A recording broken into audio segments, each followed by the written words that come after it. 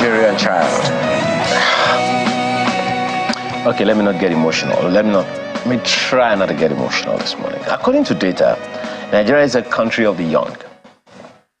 Almost half the entire population is said to be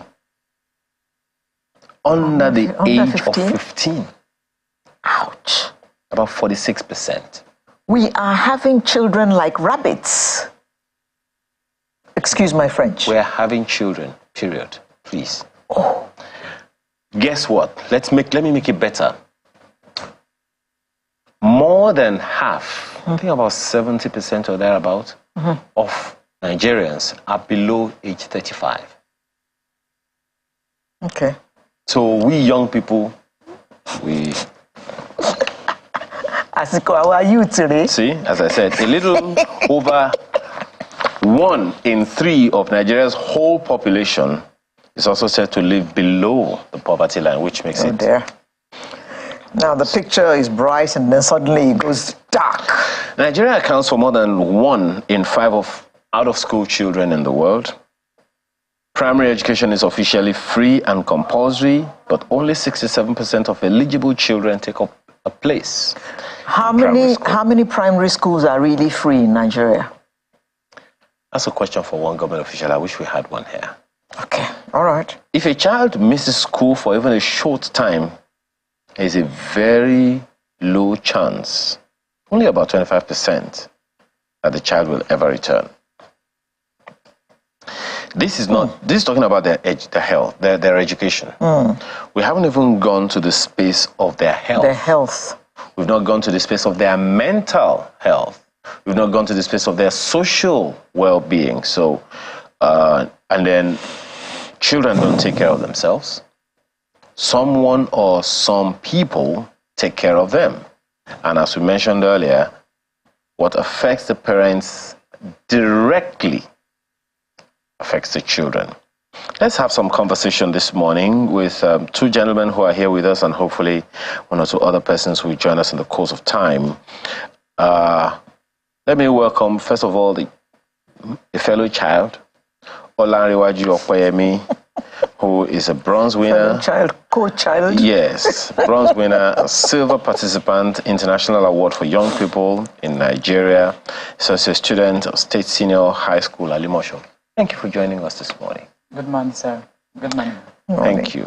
And of course, we have National Director, International Award for Young People in Nigeria, Oshoke Bello. Thank you so much for joining us this morning. Thank you. It's a pleasure. Pleasure to be here.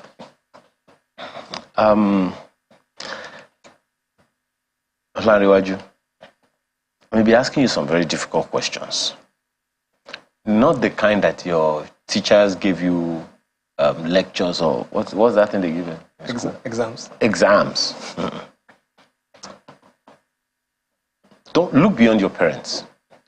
Generally, do you think children, first of all, how old are you, if you don't mind me asking? I will be 18. You'll be 18, so you are not yet 18, so you are not an adult yet. Good. So, do you think children the governments at various levels care about children? Yeah, let me first start by acknowledging the Honorable Commissioner for Education of Lagos State, Honorable Adefisayo Olashade. She has been taking care of us right from primary school. I remembered when I was in primary 1. Okay, let me take it like this. I remembered when I was in primary 1, my English was so bad, and the only thing they could do was to organize a co-curricular activities whereby we take phonics. And there was this, my teacher that was taking me phonics then, and she started grooming me. Then I remembered how we stay back to like, okay, this is how you go, this is how you do this. So that's after school hours. Yeah. And I remembered back then, the only thing I could say is yes, no, yes, no. But now, with the help of phonics, and continuous learning, I've been able to at least come to a balance in English language. How many, my apologies, how many children, from what you know, do you think, can you say have had the kind of opportunity you have had? There are thousands of children across Nigeria generally. In Lagos, in a school, I would say we have close to 1,000 students. And just in a country like our country, Nigeria, we have more than 300,000 schools. So I can boldly say that more than thousands of students, in fact, millions, they've been able to encounter this stage of learning. The only thing is, I mean, if the data is right, then, and you're saying that, you know, this is the story, according to data, 1 in 5 out-of-school children, another 1/5 of out-of-school children in the world are in Nigeria. And that's not a small number, but we'll come back to you. Well, Mr. Bello, you've listened to him. You might have a broader understanding or perspective of the issues. Do you think we, as a nation, care enough about children? Thank you very much. I think I'll begin from what your co-anchor said earlier, and that's the fact that what affects the adults also affects the child, because children are products of the people that they deal with, and of course the things that are around them. And the society itself also has a very, very big role to play in issues affecting children. Now, I would look at it from the angle of there's the societal part of it, there's also the government's role, and then of course the family role as well. But I would say it seems now, right now, one particular aspect or one particular area is having a bigger influence on others, which means that, just like you mentioned, what affects the adults would indirectly also affect the child. You know, children, just like you also mentioned earlier, cannot take care of themselves. They are being brought in by parents who came together and said, okay, we want to bring in this child. And so the decisions that they would make at that stage of their life are not 100% totally theirs. They are down to influences from the adults who brought them in. They are down to suggestions from friends, from associations, relationships. So there's a lot that brings into this divide. Now, down to your question, I think the government has several initiatives that they have put in place. But in terms of tailoring it down, does it get to the grassroots? I mean, you've read some certain figures that we are all familiar with. Even the Honourable Minister for Education also acknowledged those figures as well. But in terms of how has this now been reduced? We all hear of issues of, especially up north, many young people are not able to go to school anymore because of rising insecurity and all that. And then you also mentioned a very crucial figure. Many young people who get out of school or who miss school for certain reasons or the other, a large percentage of them don't find their way back in. So there is a lot at various levels. He was, I would say, was quite privileged to have that experience, of being guided or being mentored, in terms of phonics and all that. But many young people don't. I mean, you share from your own experience that, you see people who go through school, finish exams and WAEC and all those things, and then, it doesn't level up, doesn't balance up. Mr. Miller, this experience, is it the same for the girl child? Because I know that in some areas, the girl child is disadvantaged. How bad is it with the girl child? Yeah, the experience is quite different, really, with the girl child. I think there are so many factors, especially in our country like ours, that affect the girl child. We have, of course, we have the Child Rights Act, which clearly states the rights of a child. But then this act is also being circumvented by various other factors, religion, ethnicity, just to mention a few. So the divide is quite huge, and the girl child is quite disadvantaged, really.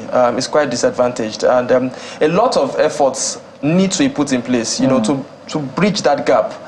To bridge that gap in making the voice of the girl child to be heard a whole lot more. The Child's Rights Act of 2003. do you think we're just mouthing it? How many states, for instance, have domiciled it? Number one. Number two, how many of those states are enforcing what that act says? Yeah, so from last statistics, not so many of the states are actually, enforcing the sections or the requirements of the Child Rights Act. I think yes, I think it's just with every policy here in Nigeria, they exist, but I think a lot needs to be done in terms of following it through, implementation. One very important part of the Child Rights Act is the right to security. A child whose parents has done the needful in sending a child to school and then all of a sudden gets a phone call and say, oh, your child has been kidnapped. There are limits to where a parent's supervision or guidance ends. Or even, in private schools where, you go home and then you get a report, oh, your child was molested. So again, it's... So the child is not quite adequately protected. Yes. Even in controlled environment like school. Yes, and that's the first point of exposure for education for a child outside the family. Okay, let's bring in Mr. Yomefawemi, who is an HR consultant but's been an enthusiast, an education enthusiast for quite a while. Mr. Afawemi, thank you for joining us this morning. Thank you. Good morning, and thanks for having me. And happy Children's Day to all of us. Yes, to all of us. Yes, thank you. And we also have Sandra Uluwadare, who is a parenting coach and child behavior consultant. Both of them join us virtually this morning. Madam, thank you for joining us. Okay. While we're waiting for her, let me bring you in, Mr. Fawemi. You heard the last comment from Mr. Bello about the environment, the education environment where the child is supposed to feel safest, so to speak, but unfortunately doesn't feel so safe because of the security challenges. And we've had conversations around this for quite a while, Safe School Initiative, you name it. So what do you think is missing here?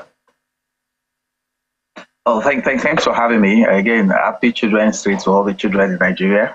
It's a privilege to be a child. And I think one thing we need to accept and agree to is the fact that the Nigerian state is responsible for children, because the principal responsibility for a child belongs to the state. Actually, the law empowers the state. By the state, I mean the state called Nigeria, not state level of government, but the whole entire gamut of statehood of Nigeria. The law empowers the state to even take over the responsibility where a parent fails. So the state has not done enough. And there have been talks about security, there have been talks about threats.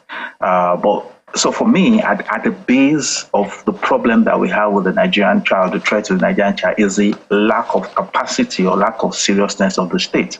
My dear friend in the studio that started, when he started the conversation, he said he wants to thank the Commissioner for Education.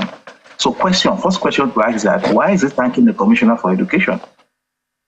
First question to ask, why is a child thanking the Commissioner for Education? If you unpack that appreciation, you understand what we're talking about. This child feels a gratitude to the Commissioner for Education.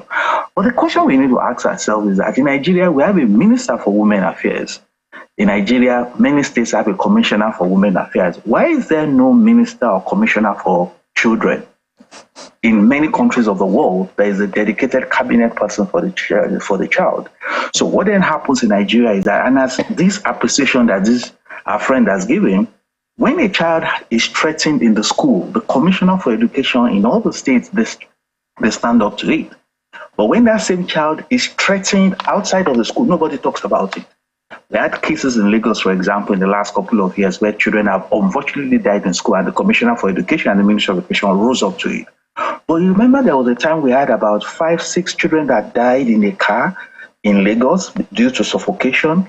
Did you hear any information from any commissioner? The reason is because we have made child issues in Nigeria an education issue. So a child who is threatened in the school has a lot of government attention, Because the government says that the government structure is that when a child is in school, there is the role of the commissioner for education. But if that child dies in the market or that child dies in the car through to suffocation, everybody keeps quiet, as if that child is not a child. Well, Mr. Fayemi, part of the lack of... Just expatiate on that a little bit further so that the context is not only not lost, but also understood better. It is true, I mean, because the moment you said when an education issue arises, that's where we put children. Alera was nodding her head in agreement. But it doesn't happen in hospitals. It doesn't happen at the airports. It doesn't happen at the sports centers. What is missing? Yeah, what is missing, like I'm trying to explain, is the fact that there is no focus on the Nigerian child. You have a Ministry of Women Affairs. You have a Ministry of Youth. There is no Ministry of the Child. Many countries of the world, including Canada, have a minister that has accountability for children. Some call it children and family, for example. So when anything happens to a child, that person takes responsibility for it. Either something happened to a child or something should happen for it. There is no deliberate focus on the Nigerian child.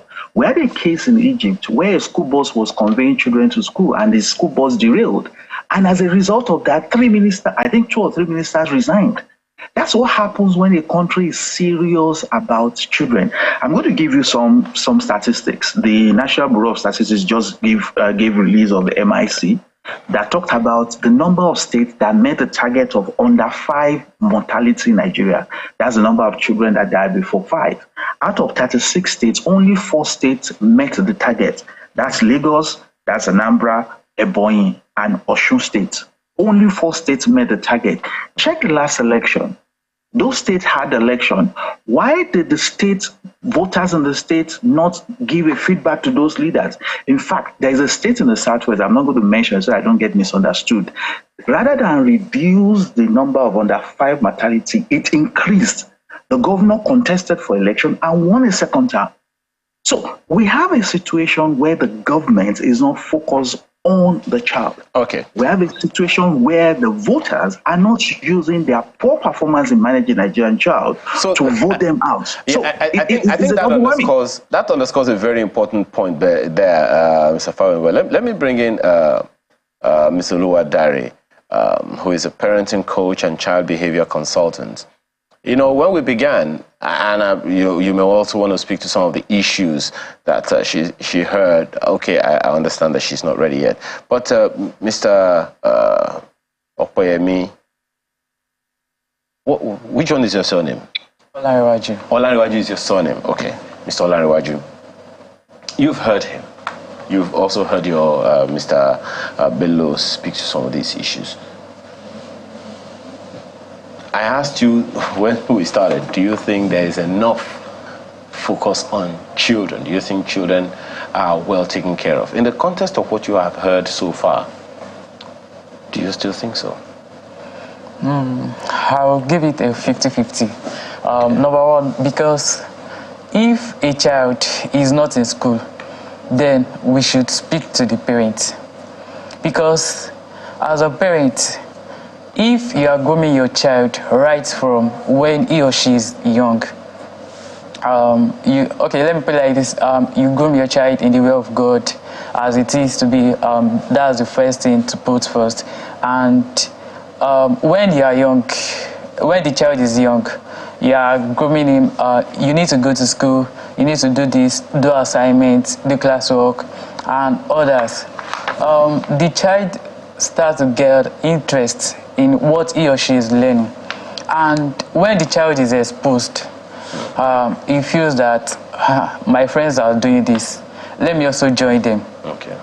So it is that grooming that the parent had given to the child that would determine if the child is going to adhere to what he or she is exposed to. So essentially you're saying education is one of, if not the most important in the life of a child.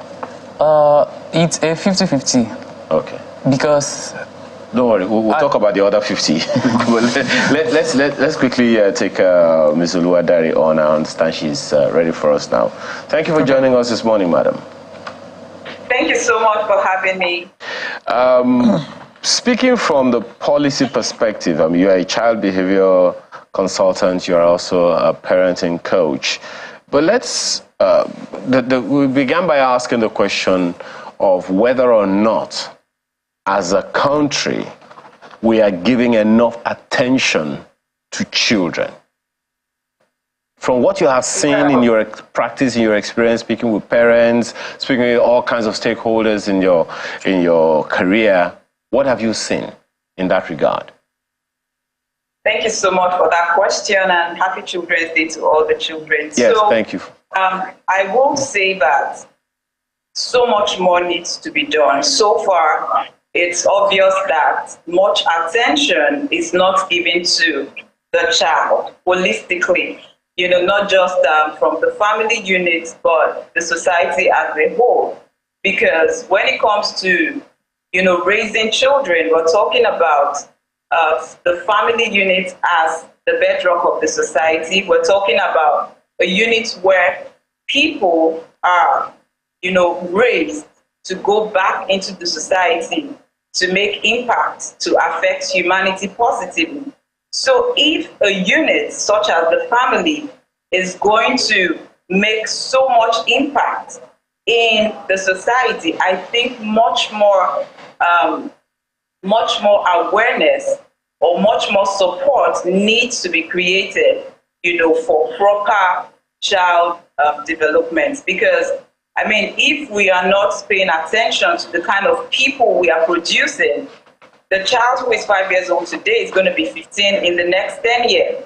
So if all things are not in place that is supposed to help the child become wholesome and well-balanced, that child in a few years is going to go into the society. And if one child can create so much change, if one adult can create so much change, one adult who is well-raised, now you can imagine how much havoc a child who is not well-raised can create as well. So just to be clear, madam, a quick one, just to be clear, you said a number of things need to be done, and if those things are not done, we will have a malnourished or on a child that is not raised well. What are these things? Mr. Fawemi, while speaking the other time, says the only box we seem to put children is in the education box.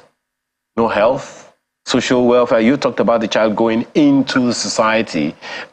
So what is missing in the mix? We can take for granted that the education ambit or the education docket is taken care of, assumably.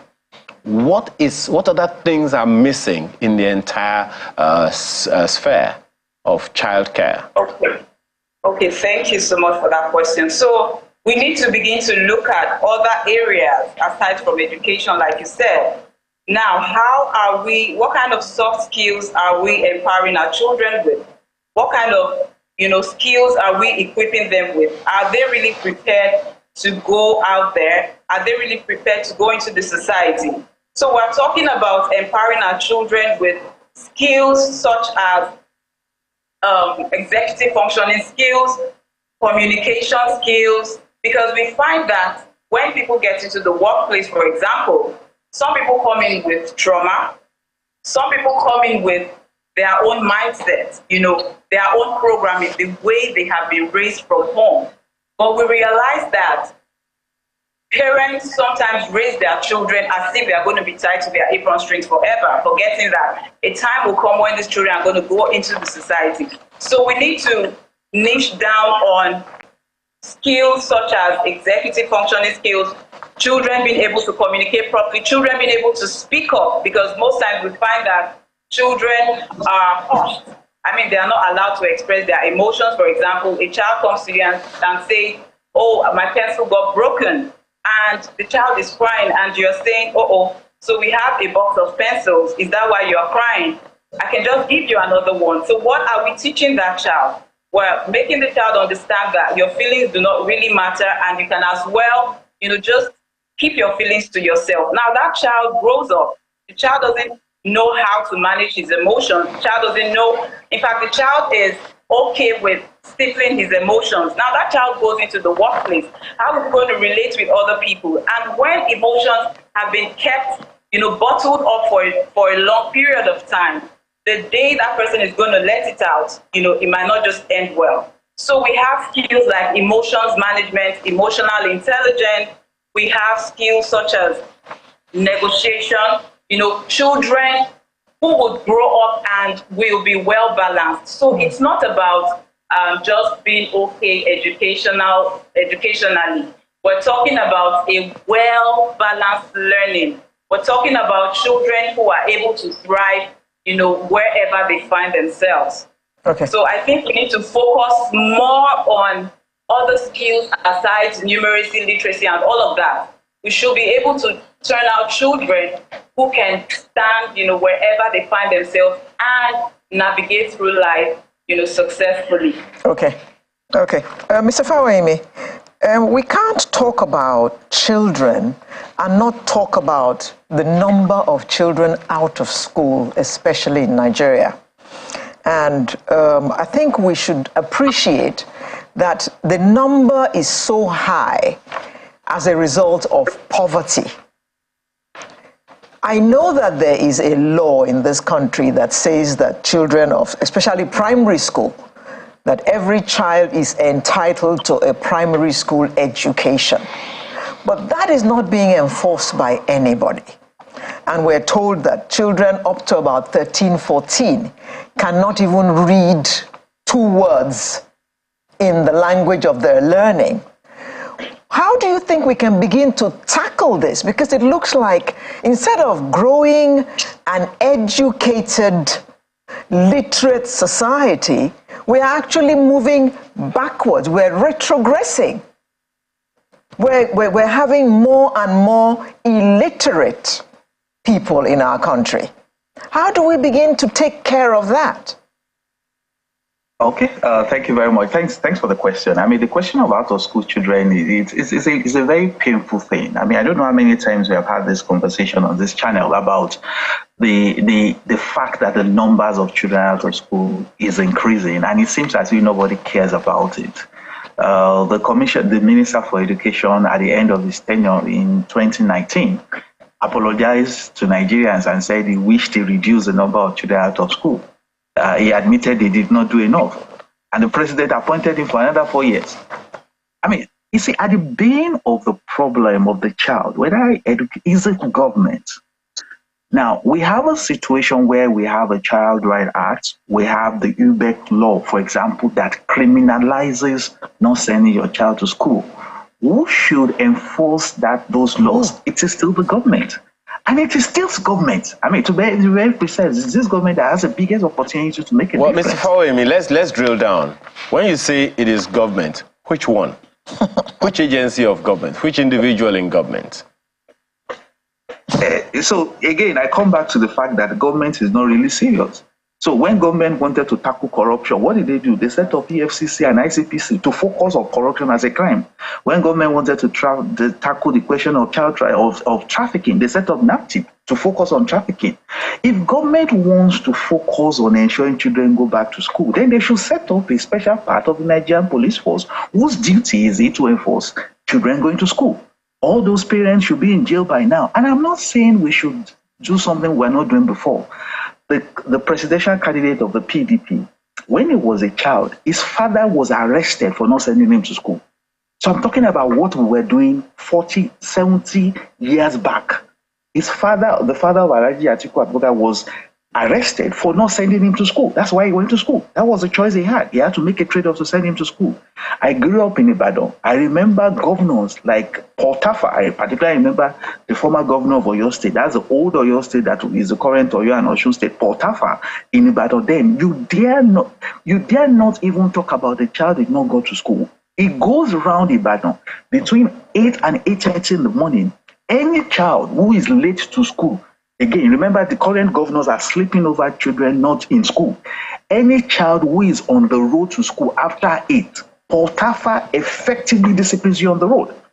Now, so at the end of the day, it is the role of the government. We had the massive, the Commonwealth recorded it as the biggest and massive public radical change in public education in the whole of the Commonwealth between 1955 and 1960.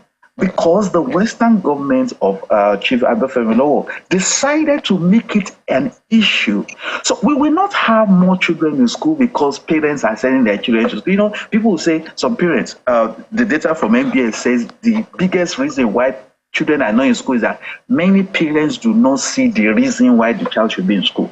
That's what the data says. It's not money. It's not lack of school. That's what the data shows us in Nigeria today. That it is they don't see reason why they should send their children to school. He raises a question, Mr. Fawemi. My apologies. Let me ask you that question, Mr. Bello. The question was already brewing on my mind before he got to this particular point. How functional is the education curriculum that you know that we have today, from nursery to primary to secondary to university education levels? All right, thank you very much. I think this week, it just coincided that this week I was at an education summit, which also we had the Honorable Commissioner for Education coming to speak. We had a special advisor to the governor on education also coming to speak. Now, I think the discussion then was around the future trends in education. I work for a charity organization that focuses on promoting learning both within and outside the walls of the classroom. I think our curriculum now is still a bit stereotyped, and truth be told, it's not helping us to produce the graduates that can actually compete out there. The world trend is talking about AI, artificial intelligence, it's talking about ChatGPT, quite a lot in metaverse and all. Is there you've been through school, you probably have an idea what I'm talking about. Is there will I call it a course or whatever, a subject in place that addresses that? You go through secondary school, the focus is on passing WAEC, NECO, key subjects, chemistry, physics, biology. You go to the university, but even in the university, is the focus around exposing young people to experiences. I feel that our curriculum needs to look at how young people can be exposed better to experiences. A young person will discover themselves, whether no matter what you do or impose on them, they would still discover themselves. So why not create the opportunity, create a curriculum that is more robust towards helping young people discover themselves, towards helping young people think, towards building, towards emotional intelligence, how to relate with people out there. Because many young people are a product of what they see and what they experience. Now imagine growing up in a house where, the mother looks down on the housemaid, looks down on everybody. And then the same child will do the same thing in school. That's why you have issues of bullying and all, because they feel like, okay, this is something I've learned, something that I've encountered. So definitely it's right and it's the norm, and so I practice it. Yeah. So I think our curriculum should now actually be revised and looking into how do we help young people expose themselves to experiences. Okay, let's practicalize this right here. Okoyemi, what do you want to be when you grow up? I wanted to be... You wanted? Yeah. You changed your mind? Yeah, I'm changing my mind. Oh, okay. So let's hear what you wanted to be earlier. I plan to be a computer scientist. Okay. But as things goes on, I see that the population in computer science is becoming too much, and there are other aspects like cloud engineering where they deals with storage. It is not rampant in the society like that, and it is something that can fetch money as, what... So you want to work in computers? Yeah. Okay. So the education you're getting now, how much are you getting that is guiding you towards this thing that you want to achieve as your life goal? It's not as if they are taking me through the path of going to the university to learn those particular courses, but there are other side programs that I feel is helping me to achieve my... Such as the International Award for Young People Nigeria program.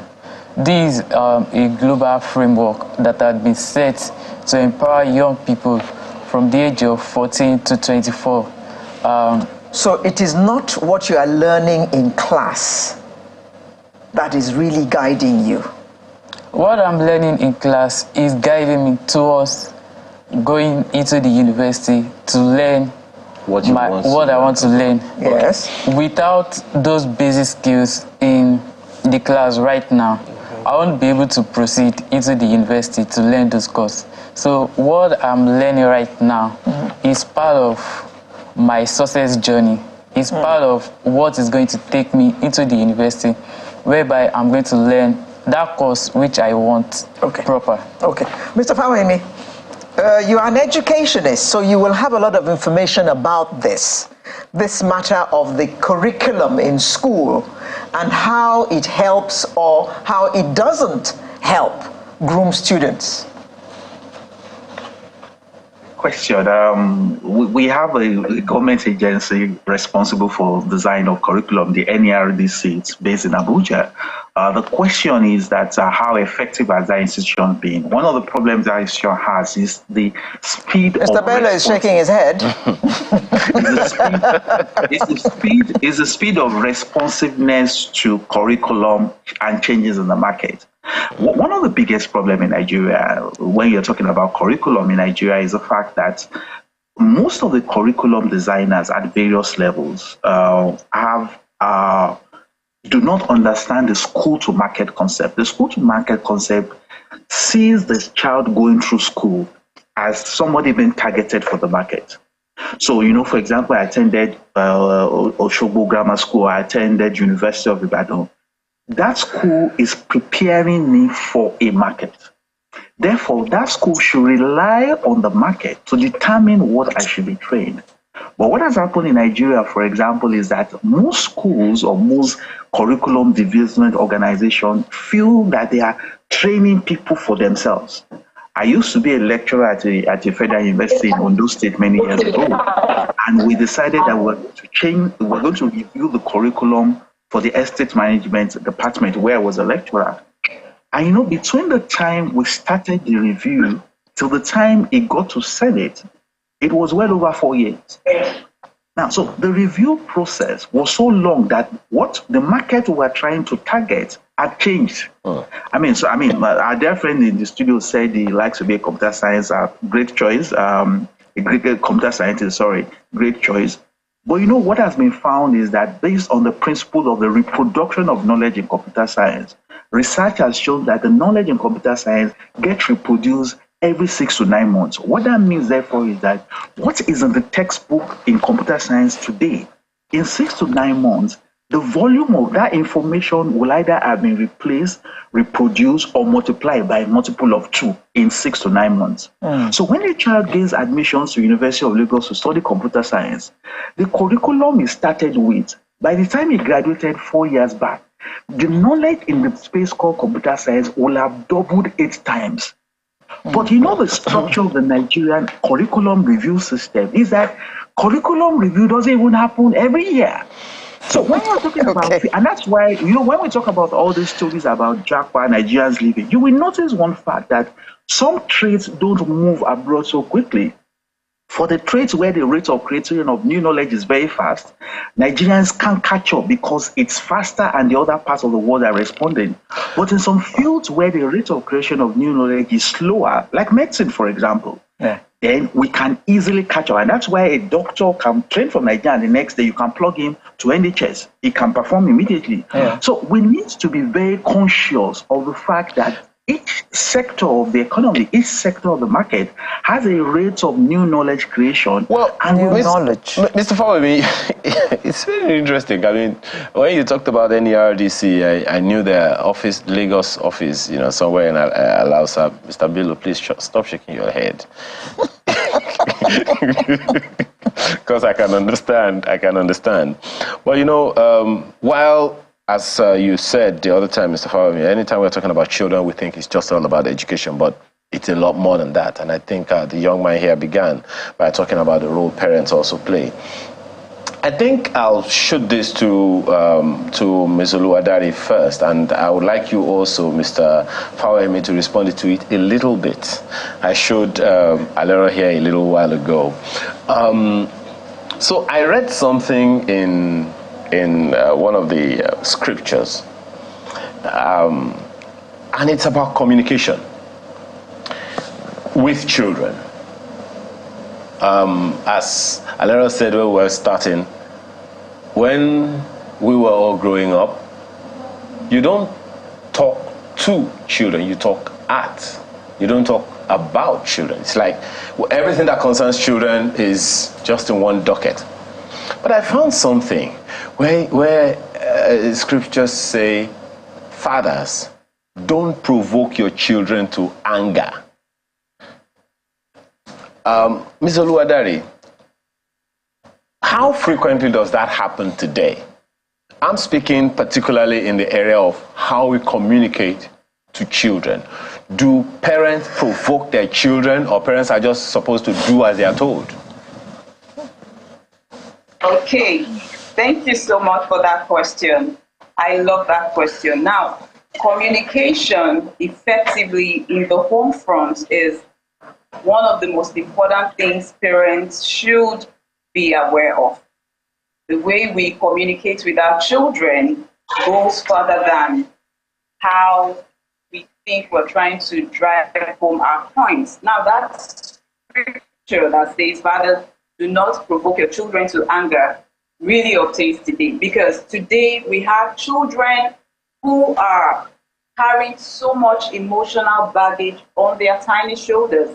These children their personalities have been damaged as a result of the things that their parents have done to them, not only fathers now. Now, the way you speak to a child will determine the lens through which the child will see himself. If we consistently rub their mistakes on their faces, so a child does something and just because you want to correct the child, as parents, we think it's okay to reel the child's life history before his face in a flash. We remind him of all the past mistakes. We compare them continuously and all of that. So for the parents, you think you're trying to discipline your child. You think you're correcting your child. You want the child to turn out better, but you are actually damaging that child.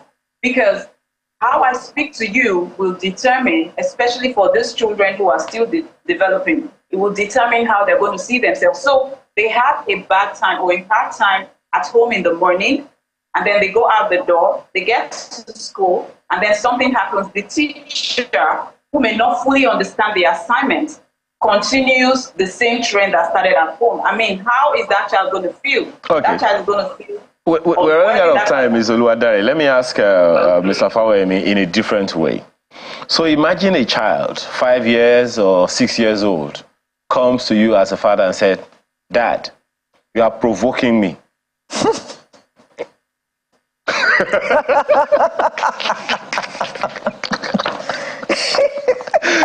Fawemi, answer now. Okay. Oh, okay. Thanks. Thanks. One of the things that we need to be very conscious of is that one of the features of the modern way of teaching a child is to increase their assertiveness. I believe one of the reasons why Nigeria is where it is was that our culture, children are not supposed to be assertive. So we have transferred it. We grew up in a culture where the king is called Kabiyesi. I mean, we can't question the king. So that's the culture some of us who are much older grew up in. So now that we have politicians that were elected, we still have that same mindset. So that's why when you ask a question of the governor or the president or the commissioner, people wondering, well, you should be grateful for what he has done, because they still have the mindset of can't be governor, see, Now, when a child walks up to me, when my son says I'm provoking him, the first thing is I need to validate that feeling. He's feeling something.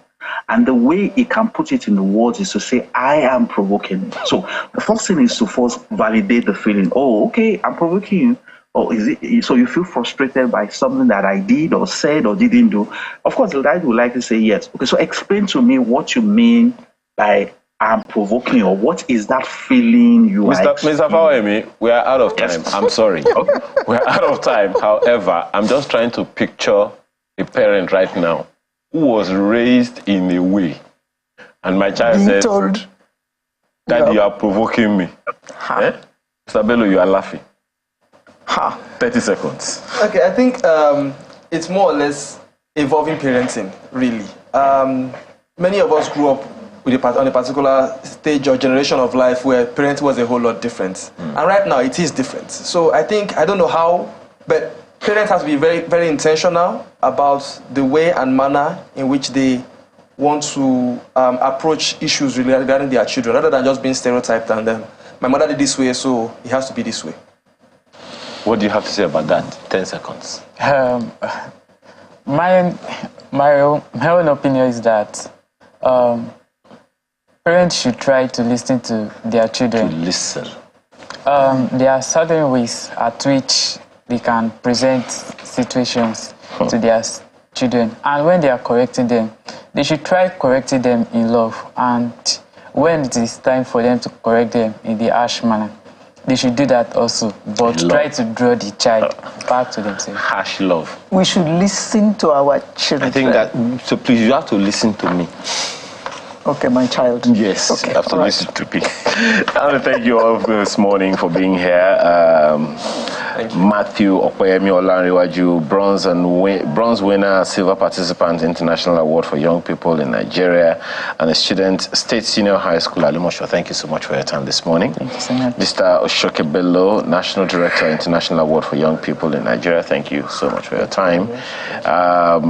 Mrs. Sandra Uluwadare, parenting coach and child behavior consultant. We appreciate your time as well as Mr. Yomi Fawemi, HR consultant and educationist. Thank you so much, everyone, for being here this morning. Thank you very much. So, in case you just find your child saying, You are provoking me. Daddy, you are provoking me, don't say, ah. Ah. I don't do. We'll be right back.